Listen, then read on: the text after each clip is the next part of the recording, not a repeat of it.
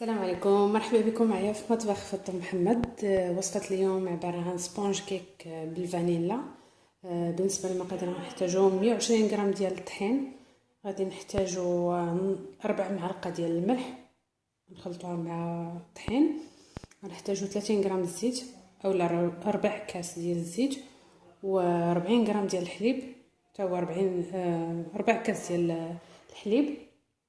غنحتاجو الفانين نص معلقه، ونحتاجو 120 غرام ديال بياض البيض ولا 3 ديال بياض البيض، غنحتاجو 4 صفر البيض، وغادي نحتاجو معلقه كبيره ديال الخل، ونحتاجو 120 غرام ديال السكر سنيده، ونحتاجو مول ديال 18 سنتيمتر. هادو هما المقادير. ندوزو لطريقه التحضير. اول مرحله غناخد بياض البيض وغناخد الخل والسكر. غنحط البياض البيض يتطرب مزيان حتى يرجع ليا رغوه، ونضيف السكر على 4 المراحل.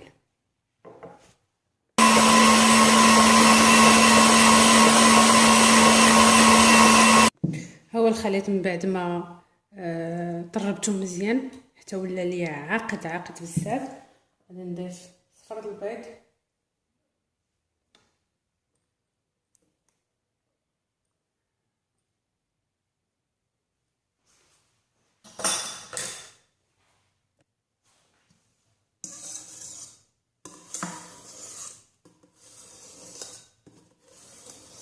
خلط غير بشويه باش ما يطيحليش داك البياض.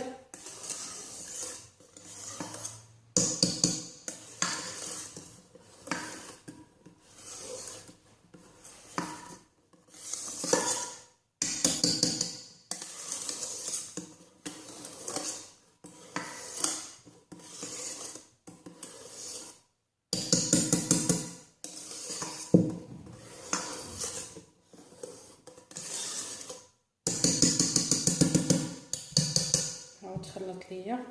غادي نجيب الطحين مع شويه ملح، غادي نديرو على 3 دفعات.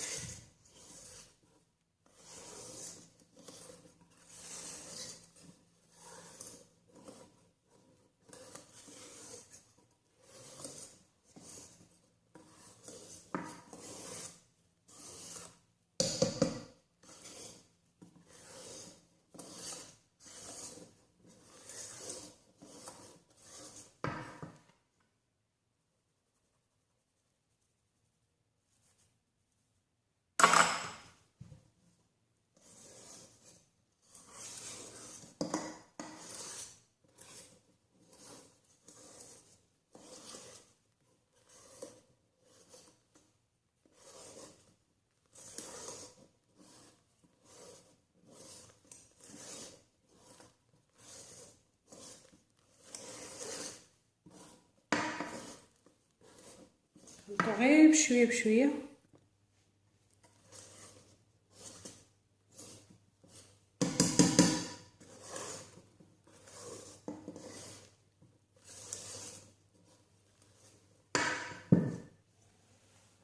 هاد الاثناء هادي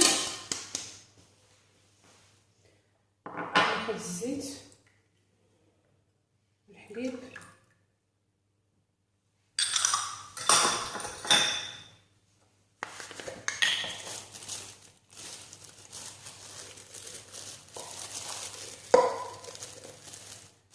ناخد الفاني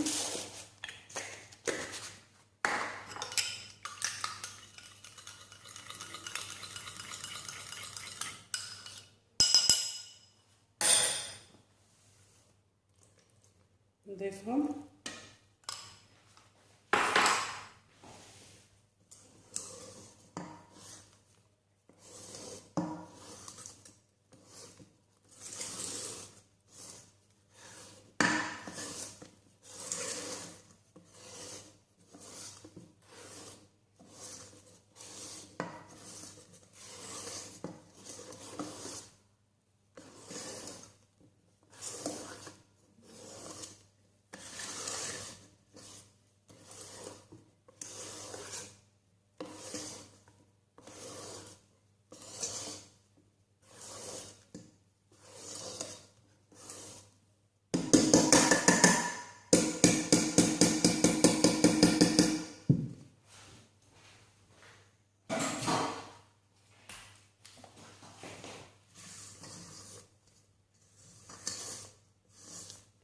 الخليط اللي واجد عندي.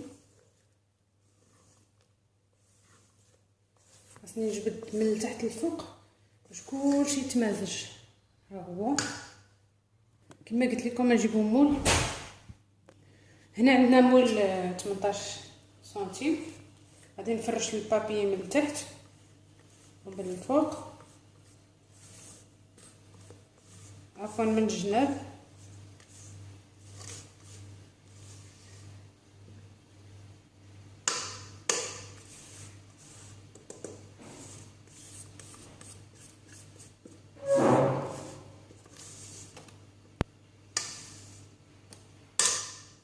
في هذا الاثناء رانا مسخنين الفران، غنطيبوه على 160 درجه 35 حتى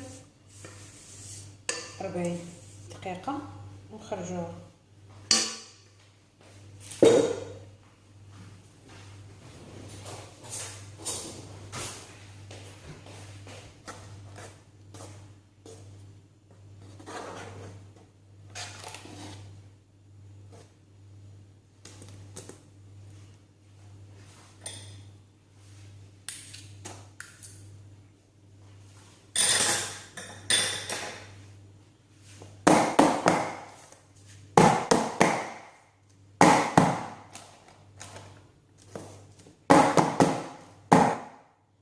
من بعد 35 دقيقه خرجت الكيك ديالي. ها هو كما شفتوا كيجي ناشف وواقف، يعني ما كيتشتتش.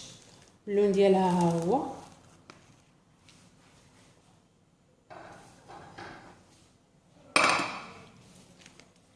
يمكن ديروها بلاصه لاجينواز حتى هي كتجي زوينه، مي هذه ما كنسقيوهاش، كنعمروها ديريكتومون.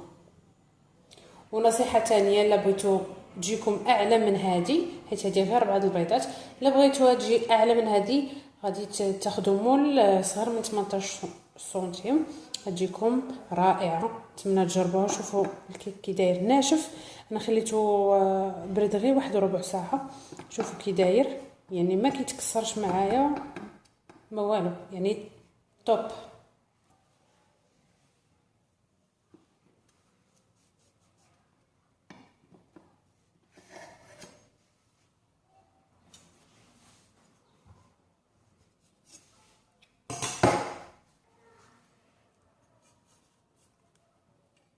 ها هي شوفوها الداخل ديالها غزال تبارك الله. شوفوا يعني واخا نعيا ما نوصف لكم، راه يعني كيكه رائعه. نتمنى تجربوها وتستافدوا منها، واللي جربها يشاركنا بالتعاليق ديالكم. ما تنساوش تشاركوا في القناه باش توصلوا بالجديد دائما. دمتم في ود، مع السلامه.